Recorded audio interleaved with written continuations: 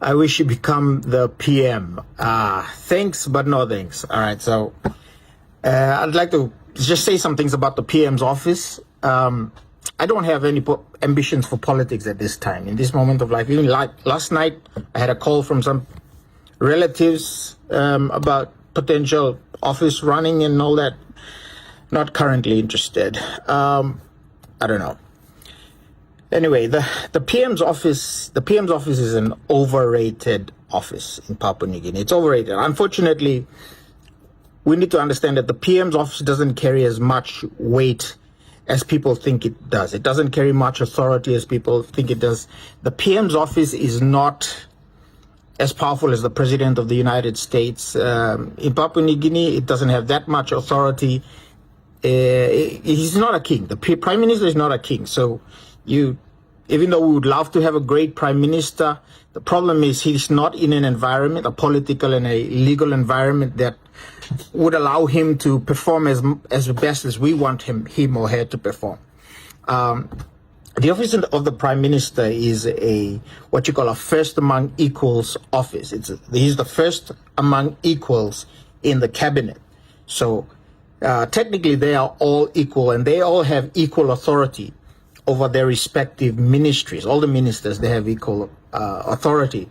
So the thing that the Prime Minister does have is he has the technical authority, the legal authority to hire and fire his ministers. That's all good, and we see that exercised from time to time. Technically, he has that authority, but politically speaking, he's kind of powerless. He doesn't really have the power to hire and fire his ministers. The reason is that he doesn't actually appoint his ministers, he transacts for them. So the ministries and the people who become ministers, they are all business deals, businesses in political business deals. So before the Prime Minister becomes a Prime Minister, they go into camps and they make all these deals in the background.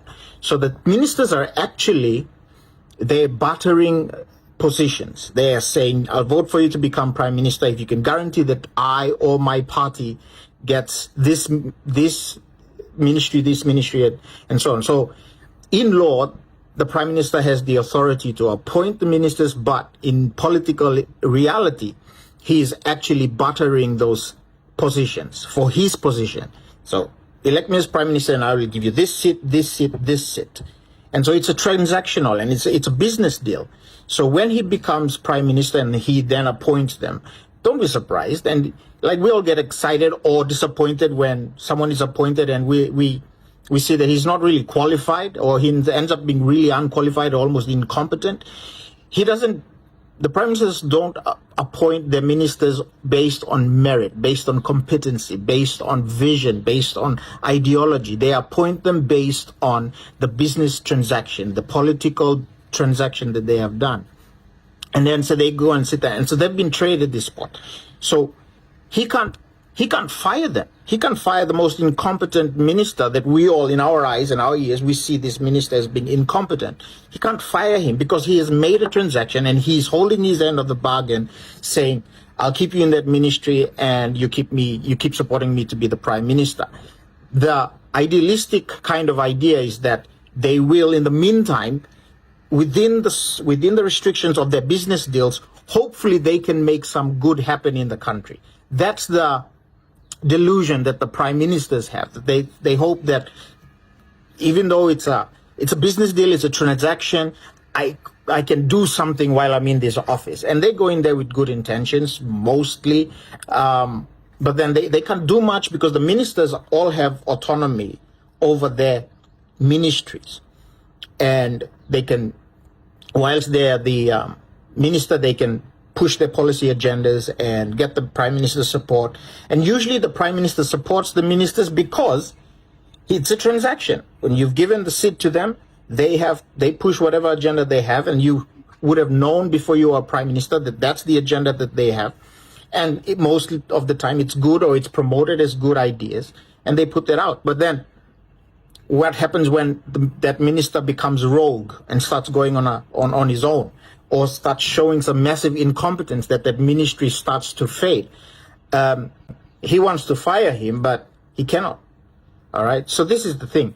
And also our political climate doesn't really correlate with our legal structures, the legal structures that have been created in terms of the appointment of the Prime Minister, the appointment of the cabinet members, and the reversal of the termination of all the appointments and so on. So it's like they have to always be navigating this political climate. So the office of the Prime Minister is not as powerful as you think it is. What he is basically a chairman of the board, and all the board members have respective authority and respective autonomy and independence, and they all have to collectively make their decisions. And that means they have to compromise all the time. They have to give up some of their ideals, their policies, they give up some of their goals and even their grandeur visions for the nation. They have to give it up because they're working as a collective. No one single person has more power than he has. So he's stuck there. Now, during the tenure of the Prime Minister, he's stuck with these people that he has. Now, from time to time, he might remove them, or it seems like he's removing them. But whenever he's removing a minister, it's also a business transaction. He has to make a deal so that he protects his own position. It's not basically you're incompetent, I'm removing you, putting someone else that's competent. No, it's not that. That's the ideal idea in our minds, but that's not how it works. So this is the glitch in the system, that the Prime Minister is beholden to the people, actually, that he legally, technically appoints, but then he's accountable to them, rather than, as the law suggests, they being accountable to him. And so it's a reversal of they're all accountable to each other, and they have to keep each other in check. Technically, also the parliament has oversight over these guys, but then they're all same. They're all mixed together. This is another glitch, that the executive is commingled with the legislation, that accountability that we have on paper in the Constitution, it's not really happening, because the same people who are in parliament are going to be the ones who will audit themselves as executive, and it doesn't work. The other thing about the PM's tenure is that he, because of the vote of no confidence provisions in our Constitution, he's always looking over his shoulders, and he's seeing which of my ministers and which member of parliament or party is now losing favor in me. And it's not really, we call it vote of no confidence, but it's losing favor. It's really a vote of we've lost favor, you've lost our favor. And so the members of parliament now, if they don't get the kickbacks, if they don't get the things that they transacted for with the Prime Minister when they offered their support to him, now they turn around and they come up to public and they say things like, oh, he's, so and so. Every Prime Minister will always lose favor of the members of parliament in due time, in due course, because not every Prime Minister is perfect. You can't keep everybody happy, everybody who has conflicting interests, you can't keep all of them happy. So you have to constantly be navigating. How can you satisfy the interest of the greatest number of politicians from time to time? Because when you lose the greatest number of politicians, that is the majority, now you have to face a vote of no confidence, because those guys will go and come together and then get you out of office and put someone in there who will, of course, they'll have to trade interests with as well. So that's the problem with our structure. The reforms that are needed is that the Prime Minister, the process of appointing the Prime Minister has to change, and the process of how he stays in office has to change. Now the VONC, that's why you've seen various numbers of proposals regarding the change in the way the Prime Minister is appointed. So there's talk about getting the popular vote. The people elect him directly, which will keep him in office until the people themselves decide to remove him or his term expires. Or people are even suggesting get rid of the vote of no confidence, because the Prime Minister can't be looking over his shoulder the whole time he's in Parliament. So because when he's doing that, when our politicians have the political economy that they're trying to navigate every single day, they're navigating politics rather than navigating national interest. What's the interest of the nation? How can we make our people's lives better? If they're not focused on that, they're focusing on the political survival, then of course national interest suffers. And this is where we have this big problem now in Papua New Guinea, where national interest is suffering because our system has created a climate and an environment where our politicians are more interested in their own survival than the nation getting what it deserves, which is growth and prosperity and security and wealth and all the things, good things down the list.